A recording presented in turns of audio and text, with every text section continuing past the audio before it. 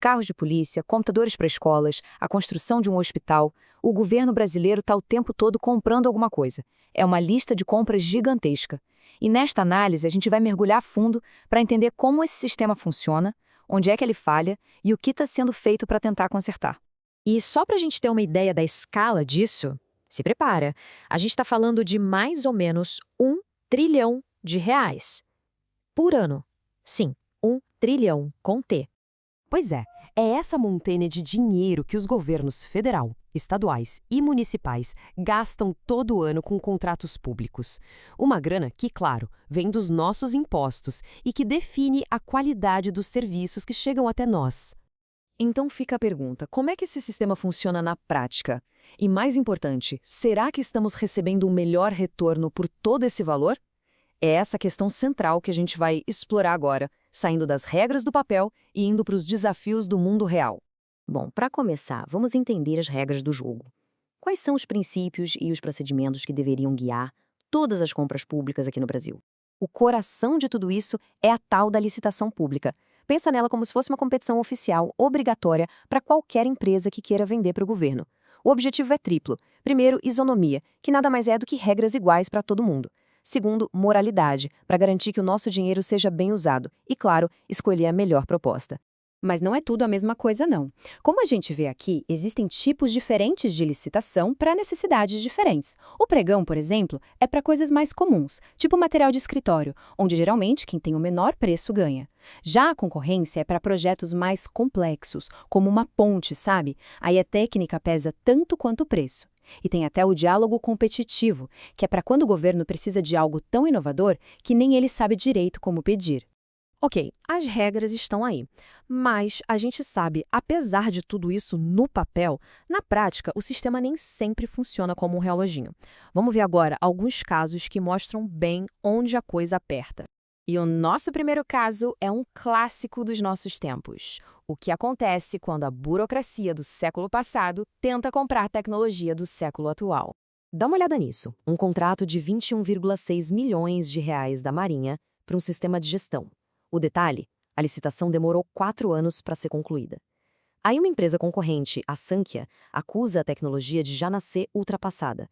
Diz que o edital pede um sistema instalado localmente, quando o mercado já está todo em nuvem e inteligência artificial. Do outro lado, a Marinha se defende. Diz que não é só um software, é um serviço completo, que o preço final ficou 40% mais barato que o previsto e que o processo foi todo legal. Esse caso ilustra perfeitamente o dilema. Como é que se garante a segurança de um processo longo, sem o risco de comprar algo que já ficou para trás? Agora, o nosso segundo caso, bom, aqui a gente sai do campo da burocracia e entra num terreno bem mais complicado, o da corrupção e da interferência direta. Essa frase aí, olha, ela é de um relatório da Polícia Federal e se refere ao caso de um desembargador federal, o Macário Judici-Neto, que foi preso. A suspeita é de que ele tentou interferir numa licitação de 10,5 milhões de reais no Espírito Santo. A investigação fala em, e eu cito de novo, uma rede de influências que compromete a lisura da administração da justiça. É um exemplo muito claro de como a integridade do sistema pode ser ameaçada por dentro.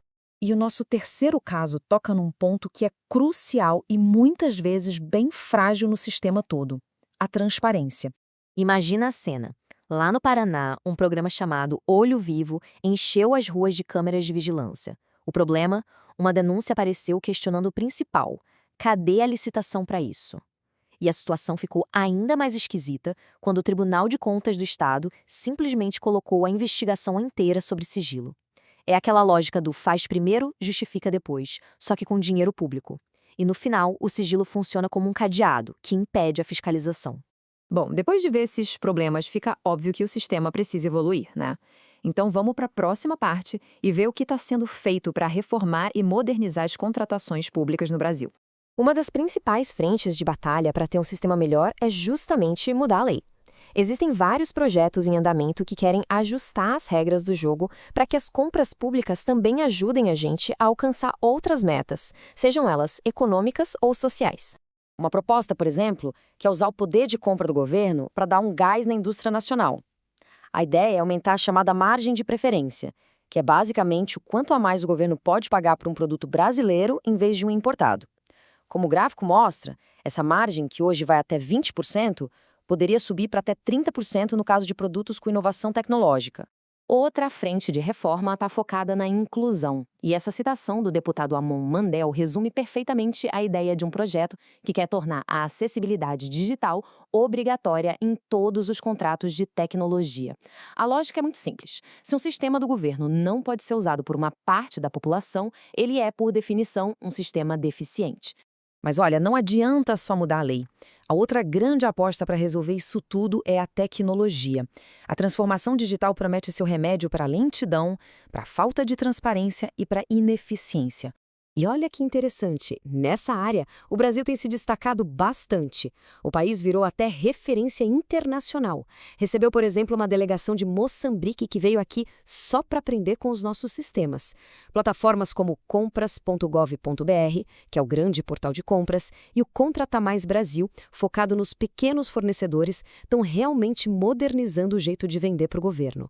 Mas, de que adianta ter um carro de Fórmula 1 se o piloto não sabe dirigir? Leis novas e tecnologia de ponta são fundamentais, mas sem uma boa gestão interna, não adianta nada. Por isso, o terceiro pilar da modernização é reformar a governança.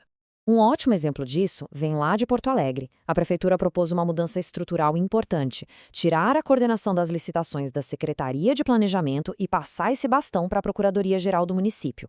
O objetivo, como a gente vê aqui, é garantir um alinhamento jurídico mais forte desde o comecinho e, com isso, fortalecer a governança de todo o processo. Então, depois de passar pelas regras, pelos problemas e pelas possíveis soluções, a gente chega na pergunta final. Por que, afinal, tudo isso realmente importa?